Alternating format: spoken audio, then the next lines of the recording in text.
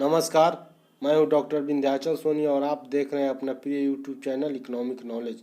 आज मैं पुनः आपके समक्ष अर्थशास्त्र विषय से एक बहुत ही महत्वपूर्ण और इंटरेस्टिंग टॉपिक लेकर उपस्थित हुआ हूं। आज का ये मेरा वीडियो बहुत ही शानदार होने वाला है। जी हाँ, आज मैं बात कर रहा हूँ वस्तु विनिमय प्रणाली की। वाटर सिस्टम क्या, इसके अंतर्गत हम लोग जानेंगे कि वाटर सिस्टम क्या है, इसके लिए आवश्यक शर्त क्या है, इसको अपनाने में कौन कौन सी कठिनाइयाँ सामने आती हैं और इसका क्या समाधान है। इन सारे पहलुओं पर सारे सवालों को हम लोग विस्तार से इस वीडियो में जानेंगे, अतः आप अंत तक वीडियो पर बने रहिए। सर्वप्रथम हम जान लें कि विनिमय जो होता है, एक्सचेंज, इसके दो रूप हैं। एक है वस्तु विनिमय प्रणाली और दूसरा है मौद्रिक विनिमय प्रणाली या मुद्रा विनिमय प्रणाली। वस्तु विनिमय प्रणाली के अंतर्गत हम दो वस्तुओं का प्रत्यक्ष रूप से आदान प्रदान करके अपनी आवश्यकताओं को पूरा करते हैं, और मुद्रा प्रणाली में मुद्रा के माध्यम से हम अपनी आवश्यकताओं को पूरा करते हैं और वस्तुओं का एक्सचेंज करते हैं मुद्रा के माध्यम से।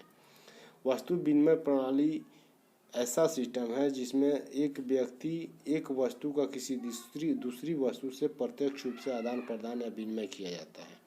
यदि गेहूं के बदले में चावल लिया जाए, चावल के बदले में कपड़ा या जूता लिया जाए, इसका एक्सचेंज किया जाए, तो इसको हम वस्तु विनिमय प्रणाली कहेंगे। मुद्रा के आविष्कार से पहले यही प्रणाली प्रचलन में थी, लेकिन मुद्रा के आविष्कार ने इस प्रणाली को भी लगभग समाप्त कर दिया है। फिर भी आज भी देहाती सुदूरवर्ती गांवों में कहीं कहीं यह प्रणाली प्रचलन में है। इस प्रणाली की अनेक कठिनाइयाँ हैं जिसको आगे हम देखेंगे।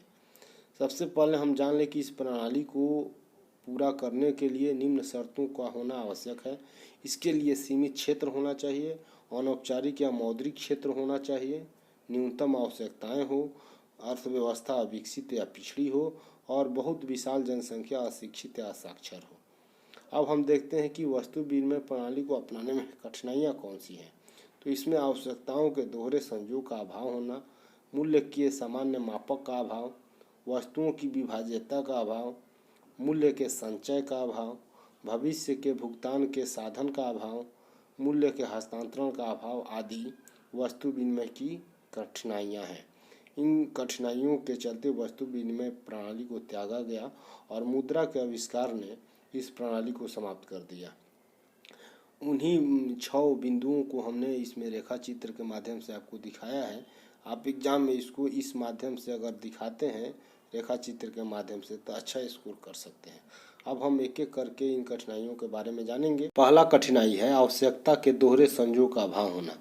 मान लीजिए कि एक व्यक्ति है जिसको चावल के बदले में फल लेना है और दूसरे व्यक्ति को पास फल है लेकिन उसको चावल नहीं लेना है, मतलब दोनों की आवश्यकता का संयोग नहीं हो रहा है, तब यहाँ पर लेन देन नहीं होगा।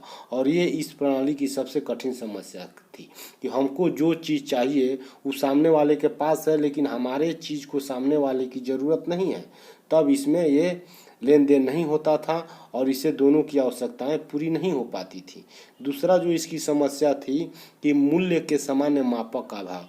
किसी वस्तु का कितना मूल्य आंका जाए, किसी वस्तु का कितना मूल्य लगाया जाए और किसी वस्तु के लिए दूसरे वस्तु की कितनी मात्रा दी जाए, इस पैमाने का उसमें अभाव था इस सिस्टम में।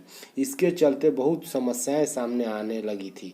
अगर किसी व्यक्ति को कपड़ा के बदले या गाय के बदले में बकरी लेना है तो एक गाय के बदले में कितनी बकरी ले, एक बकरी के बदले में कितनी कपड़ा की मात्राएं ले, इसका अभाव था, जिसके चलते एक पक्ष को हमेशा सदैव नुकसान होता था।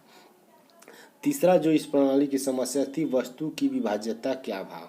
मान लीजिए किसी के पास बकरी है या गाय है और गाय से वो बकरी का लेन देन कर रहा है, एक्सचेंज कर रहा है, तो अब हम गाय के एक बड़ी गाय के बदले में छोटी बकरी को लेना, निश्चित रूप से एक पक्ष को हानि हो रहा है, बकरी वाले पक्ष को, लेकिन हम गाय को टुकड़े करके और बकरी के बराबर तो हम दे नहीं सकते हैं। अगर हम उस बड़ी वस्तु को विभाजन करेंगे, बांटेंगे, तो इसकी औचित्य है, उसका गुण ही समाप्त हो जाएगा।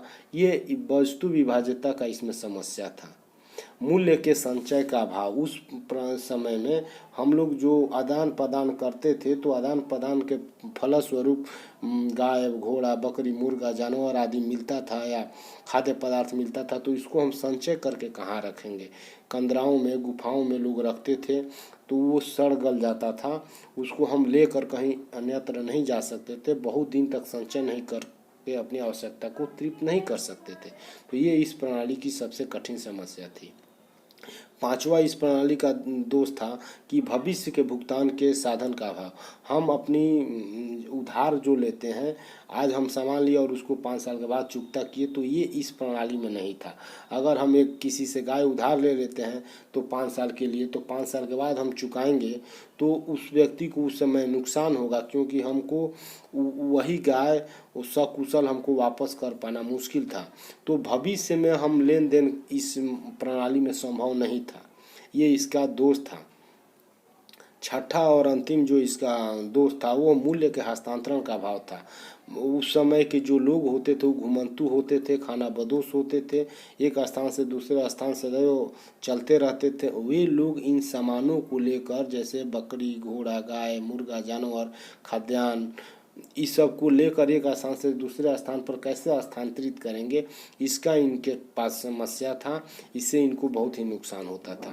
तो ये सारी समस्याएं वस्तु विनिमय प्रणाली में थी, लेकिन जैसे ही मुद्रा का आविष्कार हुआ उसने इन समस्याओं को समाप्त कर दिया। लोग दोहरे सज्जों का अभाव का समस्या समाप्त हो गया, क्योंकि हम अपनी ज़रूरत के जो सामान है उसको मुद्रा से बेच देंगे और फिर हम उसी मुद्रा से अपनी आवश्यकता की वस्तु को खरीद लेंगे। किसी वस्तु का कितना कीमत लगाना है हम इससे माप लेंगे और इसी तरीक़ा से इससे हम संचय भी संभव था।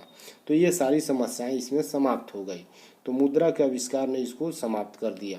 मुझको उम्मीद है कि आपको मेरा ये वीडियो पसंद आया होगा। अगर आपको ये वीडियो अच्छा लगा है और आप टॉपिक को अच्छे से समझ गए हैं तो एक लाइक ज़रूर करें, कमेंट में कुछ लिखें जो भी आपको में जिज्ञासा है, सवाल है, और आप इसको अधिक से अधिक शेयर करें। मिलते हैं हम लोग अगले वीडियो में, तब तक के लिए आप हमको अनुमति दें। धन्यवाद।